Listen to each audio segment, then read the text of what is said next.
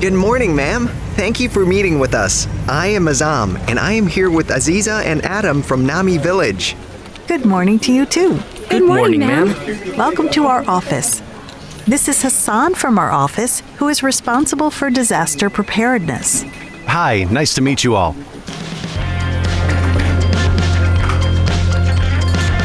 Thank you for your time.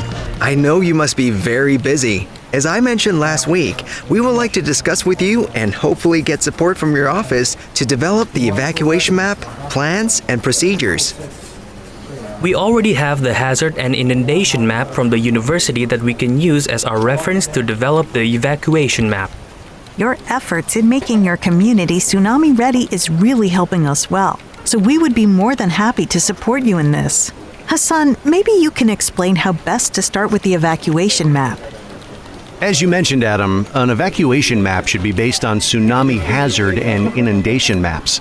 For communities for which there are no such maps, a baseline tsunami hazard map using topography can be used to prepare for the evacuation map. An evacuation map illustrates the evacuation zones, routes, and safer areas, such as higher ground or tsunami shelter and assembly areas, as well as critical and sensitive facilities. An evacuation map is a communication tool to the user. What is important is the process in developing the map, as evacuation plans and procedures need to also be prepared. Ah, I see. So, what do we have to consider in developing this map? There are many references that you can use to develop the tsunami evacuation map. The principle of evacuation is to make sure that everybody is out of the inundation area if a tsunami strikes. The inundation map will tell us how far the people need to evacuate and where to. We also need to know the estimated time of arrival of the first wave. This will tell us how much time people have when evacuating. Then, we must know how many people need to evacuate from the inundation area. This will tell us the capacity need for the evacuation place. All of this information will help us to make a plan about the location of places that are safer, how many safe places we need to have, and the most effective routes to take to ensure the people will reach the safe place before the first tsunami arrive. This is very interesting. I think we have all the information. We have the hazard map.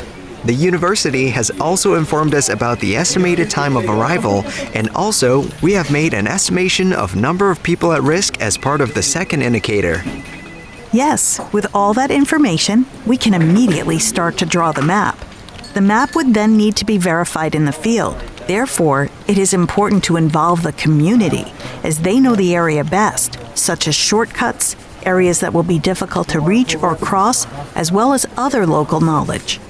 And do not forget, the evacuation maps, plans, and procedures need to align with your community emergency operation plan.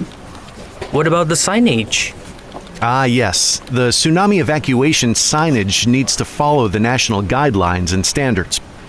It's important to do that so that people, especially visitors or tourists, can easily recognize the signage anywhere.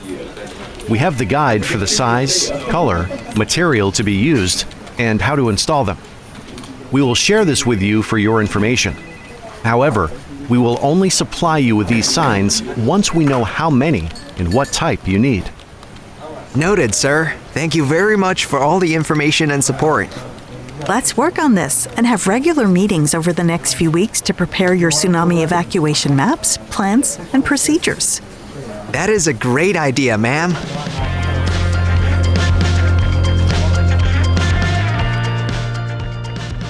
This is the last sign. We have all the signs in place and in accordance with the evacuation map. Yes, we have the tsunami evacuation signages already installed. I am very eager to start with the next indicator to make sure we have the public display of tsunami information. Right.